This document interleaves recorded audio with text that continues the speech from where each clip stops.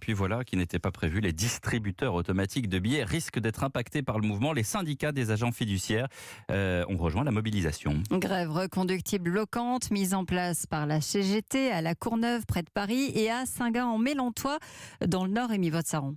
Les deux sites choisis pour la grève sont des centres de tri de billets de banque. C'est là que les billets trop abîmés sont détruits. C'est là que ceux encore utilisables sont nettoyés et défroissés avant de retourner dans le circuit économique via les distributeurs de billets. Bloquer une telle activité pourrait donc théoriquement amener à la pénurie de billets aux distributeurs, d'autant que les deux centres fiduciaires choisis sont stratégiques, relève Fabienne Rouchy, secrétaire générale de la CGT Banque de France. Dans ces deux centres fiduciaires, sont triés plus du quart des billets du pays et la totalité des billets des Hauts-de-France et de l'Île-de-France. Et ce sont ces centres-là qui approvisionnent par l'intermédiaire des transporteurs toutes les banques commerciales du secteur. On peut arriver au bout d'un certain nombre de jours à assécher les distributeurs automatiques de billets. L'assèchement, il peut avoir lieu dans des délais assez réduits. Même si la CGT explique vouloir compter sur une grève conjointe avec les transporteurs de fonds pour parvenir à ses fins, la Banque de France explique de son côté qu'il n'y a aucune crainte à avoir pour le moment.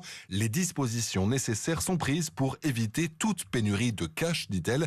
La question maintenant, c'est de savoir si la grève va s'étendre dans les 35 autres sites du même type en France. Une réunion intersyndicale doit avoir lieu aujourd'hui pour décider des suites éventuelles à donner au mouvement. Précision de Rémi Boss.